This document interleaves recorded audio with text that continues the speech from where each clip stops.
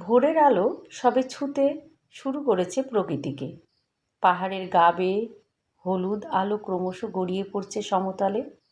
তারই পাশে সভ্যতার বহমান ধারা হয়ে বয়ে চলেছে গঙ্গা। কত উত্থান, কত পতন এর কোলে, কত দেহ মিলেমিশে এক হয়ে আছে এখানে। আর তারই পাশে বেড়ে উঠেছে এক প্রাচীন লোকগাথা, বেনারস। প্রতিটা সিঁড়ির ধাপ, ঘাট, শ্মশানে জ্বলতে থাকা ধিকি ধিকি আগুন বেনারসের আত্মার সন্ধান দেয়। সেখান থেকেই বেরিয়ে আসে এক বৃদ্ধ, গঙ্গার জলে নিজেকে শুদ্ধ করে নিয়ে চলে যান মসজিদে।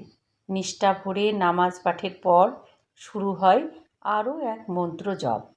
বৃদ্ধের শরীর বেয়ে চুঁয়ে পড়ছে সঙ্গীতের রস। রাধাকৃষ্ণের প্রেমে বিভোর তিনি। এক মনে মন্দির প্রাঙ্গণে বেজে চলেছে সানাই। স্বর্গের দেবতারাও বলে উঠছেন বিসমিল্লাহ। বিসমিল্লাহ খান আসলে কে? একজন কিংবদন্তি ওস্তাদ? একজন সঙ্গীত নিবেদিত প্রাণ? নমস্কার বন্ধুরা, চলে এসেছি গল্পের আসরে। আমি সুপ্রীতি। আমরা আজকে চলুন বিসমুল্লাহ খান সম্বন্ধে গল্প করতে বসি। ওস্তাদ বিসমিল্লাহ খান সাহেব একজন ভারতীয় সানাই বাদক। ভারতের উচ্চাঙ্গ সঙ্গীত জগতে এক অবিস্মরণীয় নাম। সানাইকে উচ্চাঙ্গ সঙ্গীত বাদনের মর্যাদায় অধিষ্ঠিত করে এই অমর শিল্পী ভারতের উচ্চাঙ্গ শাস্ত্রীয় সঙ্গীত জগতে ওস্তাদ উপাধিতে ভূষিত হয়েছেন। উচ্চাঙ্গ সঙ্গীত শিল্পীদের মধ্যে তিনি তৃতীয় যারা ভারতরত্ন পদক পেয়েছেন। তিনি ছিলেন অল্প সংখ্যক গুণীদের মধ্যে একজন যিনি ভারতের 4টি সর্বোচ্চ বেসামরিক পদকে সম্মানিত হয়েছেন। বিহারের বক্সার জেলার ডুমরাও গ্রামে বিসমিল্লাহ খান জন্মগ্রহণ করেন।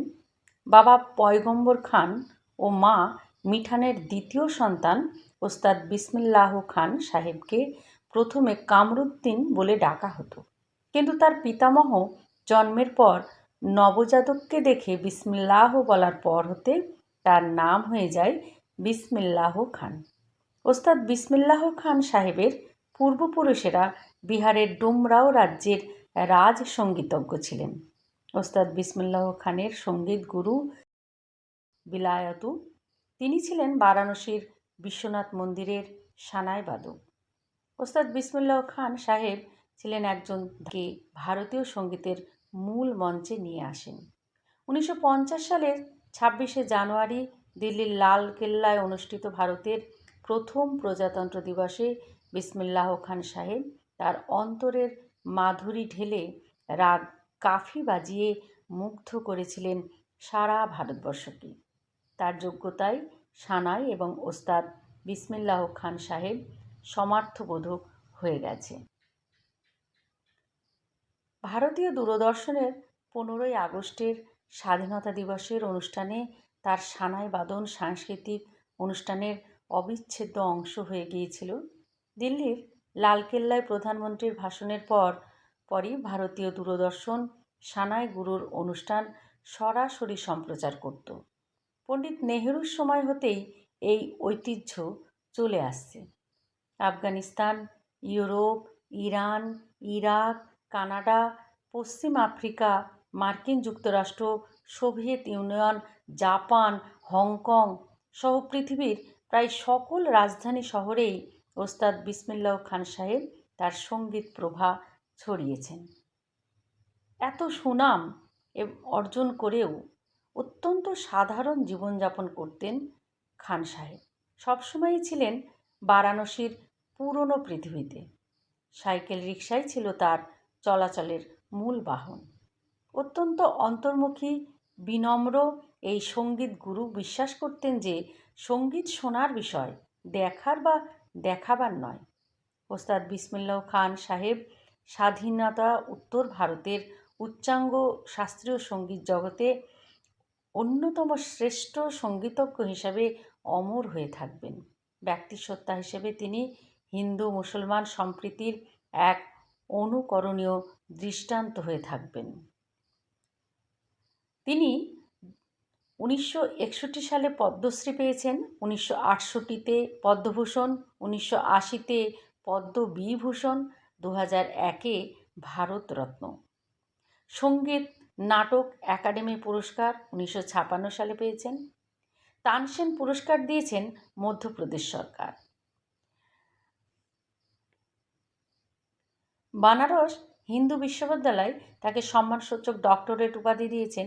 বিশ্বভারতী বিশ্ববিদ্যালয়ও তাকে ডক্টরেট উপাধি দিয়েছেন। চলচ্চিত্রে ওস্তাদ বিসমিল্লাহ খান সাহেবের সংযোগ ছিল অতি সামান্য। করিয়েছেন। এত সুনাম অর্জন করেও অত্যন্ত সাধারণ জীবনযাপন করতেন খান সাহেব। সবসময়ই ছিলেন বারাণসীর পুরনো পৃথিবীতে। সাইকেল রিকশাই ছিল তার চলাচলের মূল বাহন। অত্যন্ত অন্তর্মুখী, বিনম্র এই সঙ্গীত গুরু বিশ্বাস করতেন যে সঙ্গীত শোনার বিষয়, দেখার বা দেখাবার নয়। ওস্তাদ বিসমিল্লাহ খান সাহেব স্বাধীনতা উত্তর ভারতের উচ্চাঙ্গ শাস্ত্রীয় সঙ্গীত জগতে অন্যতম শ্রেষ্ঠ সঙ্গীতজ্ঞ হিসাবে অমর হয়ে থাকবেন। ব্যক্তিসত্তা হিসেবে তিনি হিন্দু মুসলমান সম্প্রীতির এক অনুকরণীয় দৃষ্টান্ত হয়ে থাকবেন। 2006 সালের 21শে আগস্ট তার মৃত্যু হয়েছিল। মৃত্যুকালে তার বয়স হয়েছিল 90 বছর। বারাণসীর হেরিটেজ হসপিটালে হৃদযন্ত্রের ক্রিয়া বন্ধ হয়ে শেষ নিঃশ্বাস ত্যাগ করেন। মৃত্যুকালে তার বয়স হয়েছিল 90 বছর। তিনি 5 পুত্র 3 কন্যা ও অসংখ্য পৌত্র পুত্রী রেখে গেছেন। তার মৃত্যুতে ভারত সরকার একদিনব্যাপী জাতীয় শোক পালন করে। বিসমিল্লাহ নিজেই জলজ্যান্ত দর্শন। বেনারসের ছোট গলির অতি সাধারণ ঘর, রিকশাই ছিল যার যাতায়াতের মাধ্যম। তিনি কি পারতেন না দূরে কোথাও গিয়ে থাকতে? ঈশ্বরকে ছেড়ে যাওয়া কি এতই সহজ? বাংলার এক কবির কলমও সেই সত্যকে ধরে রেখেছে। কবি কুন্তল মুখোপাধ্যায়ের সঙ্গে বিসমিল্লাহর সাক্ষাৎ আলাপ ছিল কি? যেভাবে আবহমান কাল ধরে আমাদের মজ্জায় জড়িয়ে আছেন তিনি, সেভাবেই লিখেছেন এক চমৎকার কবিতা। বিয়েবাড়িতে একলা হওয়ায় আমার স্বভাব, তবু সব বাড়িতেই একটি দৃশ্যে থমকে যাচ্ছে প্রাণ। দেখেছি হিন্দু ললনাদের প্রতি রাত্রে বিয়ে দিচ্ছেন বিসমিল্লাহ খান। তার ঘরে আমাদের বাধা পড়তেই হবে একদিন না একদিন। হিন্দুও না, মুসলমানও না। প্রতিটি নমাজেও কি লুকিয়েছিলেন না কৃষ্ণ? বা কাশীর মন্দিরে এক কোণে বসে যখন দেবতাকে সঙ্গীত অর্পণ করছেন তিনি, তখনও কি ছিল না পয়গম্বর আল্লাহর স্পর্শ? আসলে সবই তো মিলেমিশে এক, যেখানে লালন আর বিসমিল্লাহ একই সুরে ভেসে ওঠেন। বেনারসের ভোরের মতো বেজে ওঠে তার ভৈরবী সানায়। বিসমিল্লাহ আসলে চলে যাননি।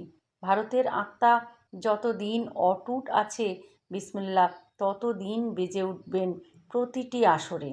সমস্ত চিৎকার দাঙ্গা অন্যায়ের মাঝে শাশ্বত হয়ে বেজে উঠবেন তিনি। যুদ্ধক্ষেত্রে যেভাবে একদিন নগ্ন পায়ে এসে দাঁড়িয়েছিলেন সক্রেটিস, সেভাবেই। নমস্কার। আজকের নিবেদন এই পর্যন্তই। ভালো থাকবেন সবাই। চ্যানেলটি ভালো লাগলে ভিজিট করবেন, সাবস্ক্রাইব করে পাশে থাকবেন।